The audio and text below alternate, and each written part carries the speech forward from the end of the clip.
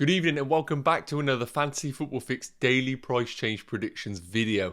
My name is FPL Nacho and this is the series where we discuss potential FPL price changes to help you build that essential team value. Now, it is a busy one in the price change market, so we're going to be discussing multiple players in this video as always, guys. So we're going to be touching on some centre-back pairings who I really do think could challenge those wing-backs in the likes of Chelsea and Man City. And we'll also be looking at some potential price fallers at Man City who I really do think in the long term could be great value. So guys, as always, we are taking the information from fantasyfootballfix.com, the leading FPL platform. So be sure to head over, link in the bio, to help you improve those overall ranks and win those mini leagues. So without further ado, guys, let's take a look at tonight's potential FPL price changes.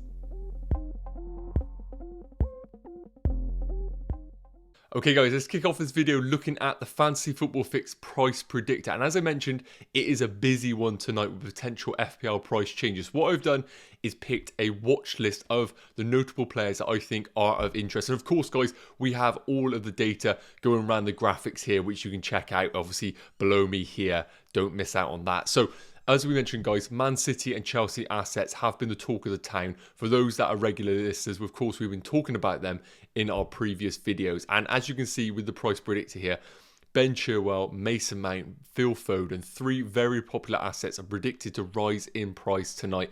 All of those exceeding the 100% progress bar.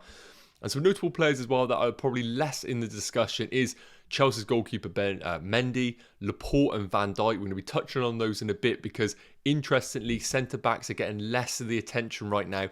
Managers really investing in those full-backs and wing-backs. So I want to touch on those two to see if they're going to provide a little bit of value in your teams.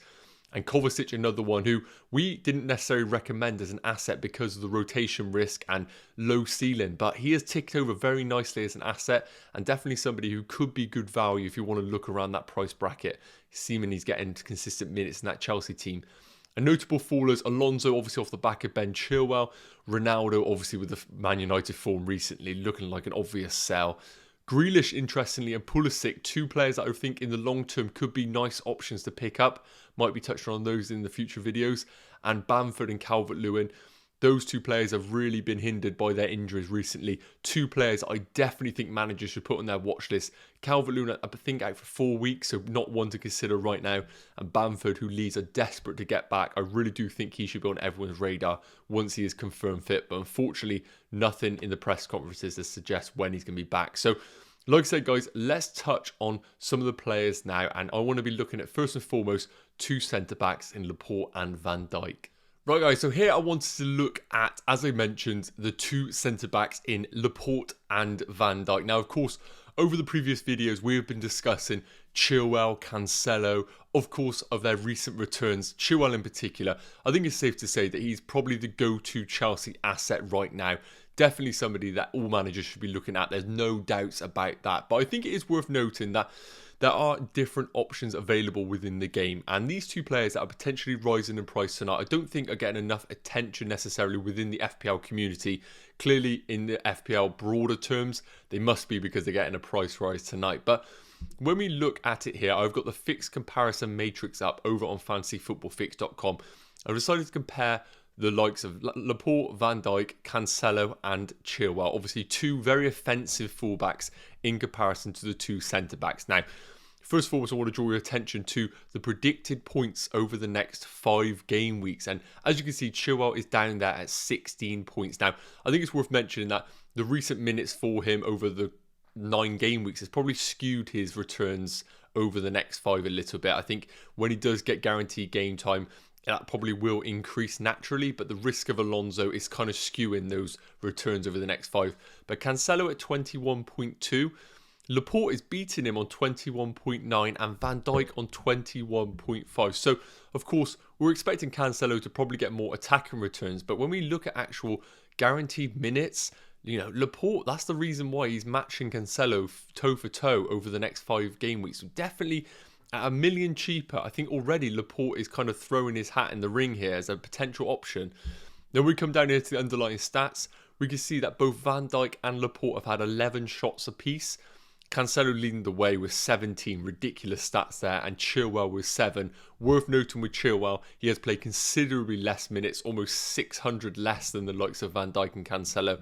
I'd fully expect to see those shots in and around Cancelo's if he had played the same amount of time.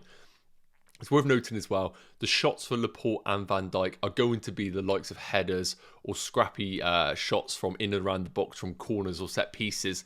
Cancelo's, on the other hand, is definitely going to be more outfield shots, which, you know, naturally are probably better opportunities for him. So it's worth mentioning that, but 11 apiece for Van Dijk and Laporte isn't to be slept on at all. Of course, goal assists, 1 for Van Dijk, 1 for Cancelo, none for the other two. So again, some decent stats for the centre-back there. And clean sheets, again, this is appropriate for all the players here. Of course, Laporte having 5 in comparison to Cancelo's 6. That's just because of the rotation within the team.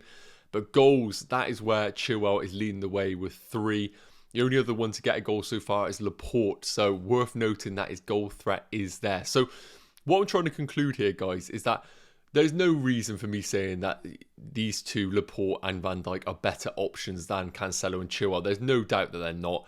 Chilwell, especially being only 0.3 more expensive than Laporte, is definitely the go-to option. But I really do think that if you are going for a strategy where you might be having a premium forward and 2 potential premium midfielders with Son coming into the equation recently, I think if you can't reach yourself up into the Cancelos, even the likes of the Trents, I think if you need to have a make-way defender over the next 5 game weeks, I really do think that Laporte at 5.5 million, potentially 5.6 tonight, is a great option to do so, and a little bit cheaper than Diaz, who I think could definitely go toe-to-toe with him here. And Van Dijk at 6.6 million. If you're looking for a Liverpool double up in defence and you can't go up into Robertson, I think with the underlying stats of Van Dijk and the regular game time that he does provide, could be a great option as well. So guys, don't sleep on the centre backs just because everybody's investing in those right backs, left backs, right wing backs. We know the deal. I still think there's value in the centre backs to come.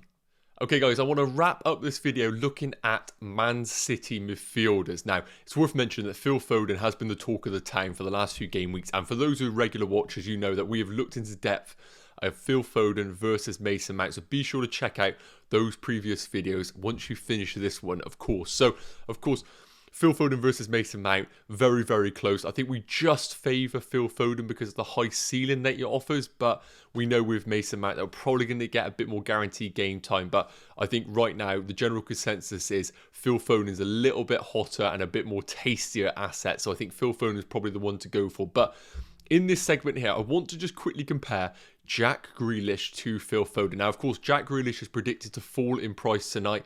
He, of course, was the hot player at the start of the season, but with Phil Foden returning to the team, I think those Jack Grealish owners right now are probably looking at this thinking, is it worth selling him ahead of game week 10? Because Phil Foden is obviously offering a bit more value, slightly more expensive, but I think managers are probably thinking it is worthwhile jumping into Phil Foden before this price rise. And of course, looking at the two players, Jack Grealish has had the majority of the minutes in comparison to Phil Foden with 665 in comparison to Phil Foden's 376. And we see there the points per game, Phil Foden is leading the way with 7 in comparison to Grealish's 4.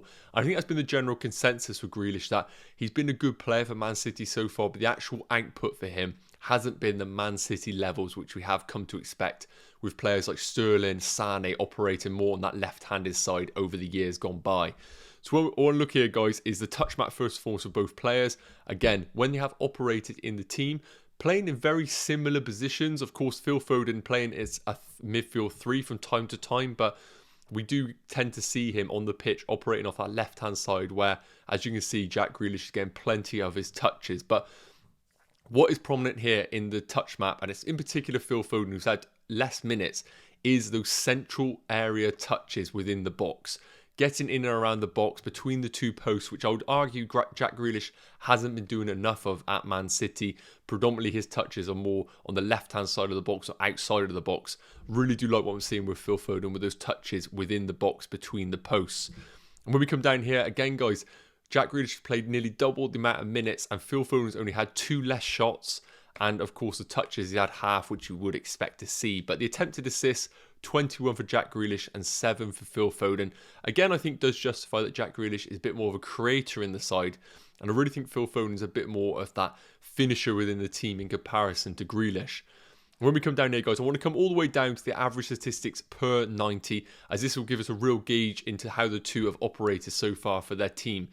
And really, when we do look at the goals, that is where Phil Foden is dominating Jack Grealish, 0.72 per 90 to Grealish's 0.14. Now, I do think it's a little high for Phil Foden because it's such a small sample. I would expect this to come down over the longer term just because of averages, really. I can't see Phil Foden maintaining 0.72 per 90. But what is very, very worthwhile noting is the 0.14 for Grealish over a longer period. I think this is a better indicator as the lack of goal threat Grealish is offering within this Man City team. So I think that is the standout stat in the goal department there. And expected goals as well. Grealish performing a little bit better there, but Phil Foden still leading the way. Shots, Foden still looking great. And shots on target again. Phil Foden with the shots on the box, again, is what I wanted to touch on. 3.11 in comparison to Grealish's 1.76, justifying those touch maps that we've been seeing with Phil Foden, getting in and around the goal mouth. That's exactly what I want to see with shots in the box. So to conclude, guys, here, as we mentioned, Phil Foden is really the talk of the town right now, and I think he is justifying himself as the best Man City option right now. Jack Grealish really isn't cutting it as an FPL asset. And I think if you are currently sat on Jack Grealish, I do think he's going to get game time, and I am expecting FPL returns. But I just see more in the underlying stats for Phil Foden. And if you do have Jack Grealish, I think a sideways move to Phil Foden over the course of the longer term is a viable strategy going forward. Right, guys, that's going to wrap up today's Fantasy Football Fix price change predictions video. I really hope that it's provided some value, and with some of the players that we mentioned, help decide those transfers going into game week 10. And as always, guys, fantasyfootballfix.com is the leading FPL platform. So if you want to improve your rank, win those mini leagues, and of course keep track on our price predictor, head over to fantasyfootballfix.com.